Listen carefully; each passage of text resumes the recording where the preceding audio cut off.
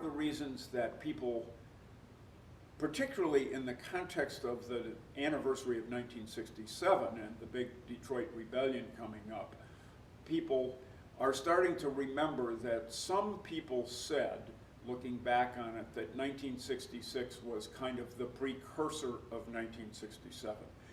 And I think there's a lot of truth to that.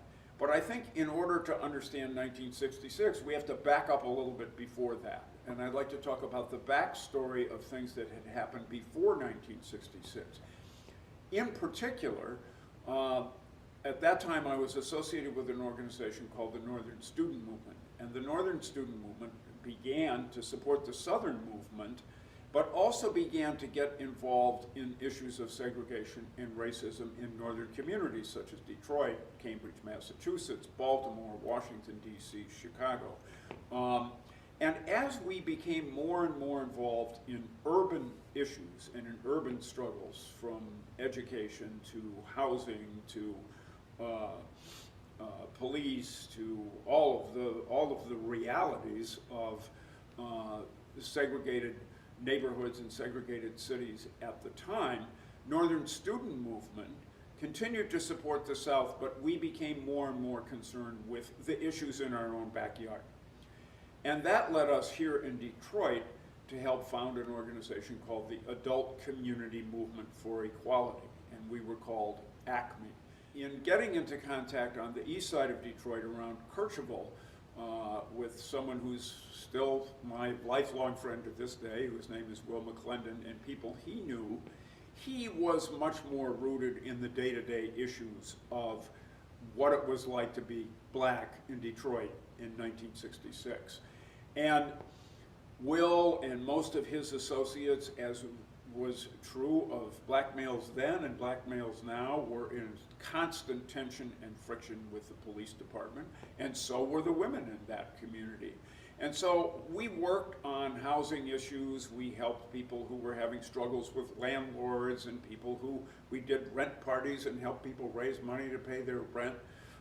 We continued to be involved in educational issues. We put out a community newspaper that I still think is a model to this day of the value of local community communication, and helped me shape really a lifelong interest and a career in communications. That's a part of what I've done my whole life. I've worked in radio, I've worked in television, I've worked in print.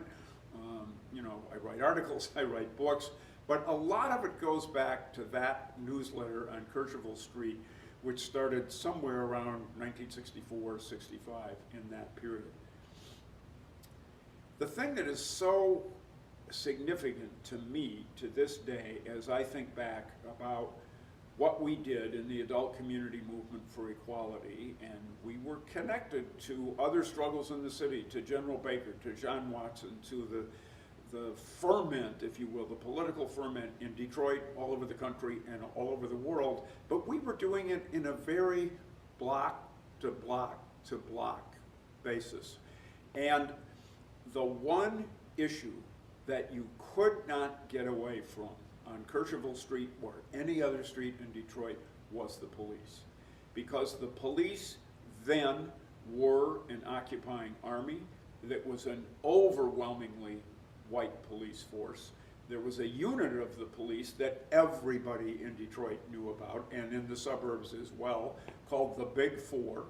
And the Big Four were four big guys who traveled around in black Chryslers, as I recall, and whose job it was to basically say, day in and day out, we're the boss here. We're in charge here. We decide whether you can stand on the corner or not stand on the corner. And this was a point of constant friction and tension between the community and the police.